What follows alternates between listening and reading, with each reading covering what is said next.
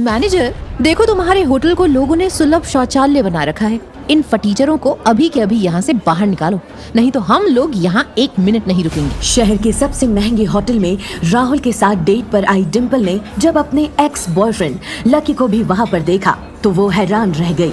Lucky एक बहुत ही talented और हैंडसम लेकिन गरीब लड़का था। उसकी गरीबी की वजह से ही डिम्पल उसे छोड़ राहुल को डेट करने लगी थी, पर आज तो उसने हद ही पार कर दी थी।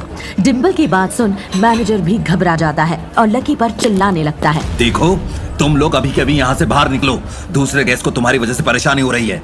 वैसे भी टेबल नंबर 8 मैम और सर ने ऑलरेडी बुक करा रखी है। लकी मैनेजर की बातों को पूरी तरह से इग्नोर करता है और अपने दोस्तों से बात करने में बिजी रहता है। अगर तुम लोग ऐसे नहीं माने तो मुझे पुलिस बुलानी पड़ेगी। इसके बाद भी लकी मैनेजर के सवाल का कोई जवाब नहीं देता, बस मोबाइल पर उसे एक मैसेज दिखाता है, जिसे देखते ही मैनेजर के हाथ पांव फूल जाते हैं। सॉरी सर, मैं आपको पहचान नहीं सका। मैनेजर की बात सुन डिम्पल चौंक जाती है कि लकी जैसे गरीब शख्स को मैनेजर सर कहकर क्यों बुला रहा है। एक्सक्यूज मी मैनेजर, इस सीट की बुकिंग हमने कर रखी है, वो भी एडवांस में। मैडम, अगले 2 मिनट में अगर आप और मिस्टर राहुल इस रेस्टोरेंट से बाहर नहीं गए तो मजबूरन मुझे सिक्योरिटी के हाथों आपको बाहर निकलवाना पड़ेगा। आखिर ऐसा क्या मैसेज दिखाया था लकी ने मैनेजर को, जिसे देखने के बाद उसके हाव भाव बदल गए थे। क्या है लकी की असलियत जिसे डिम्पल आज तक नहीं जान पाई, और लकी उस होटल में किस मकसद से आया था?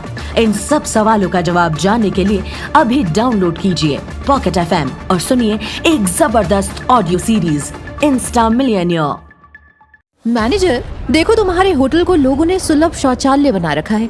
इन फटीचरों को अभी के अभी यहाँ से बाहर निकालो, नहीं तो हम लोग यहाँ 1 मिनट नहीं रुकेंगे। शहर के सबसे महंगे होटल में राहुल के साथ डेट पर आई डिम्पल ने जब अपने एक्स बॉयफ्रेंड लकी को भी वहाँ पर देखा तो वो हैरान रह गई।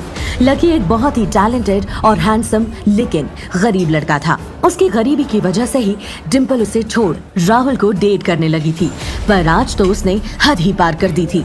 डिम्पल की बात सुन मैनेजर भी घबरा जाता है और लकी पर चिल्लाने लगता है। देखो, तुम लोग अभी के अभी यहाँ से बाहर निकलो, दूसरे गेस्ट को तुम्हारी वजह से परेशानी हो रही है।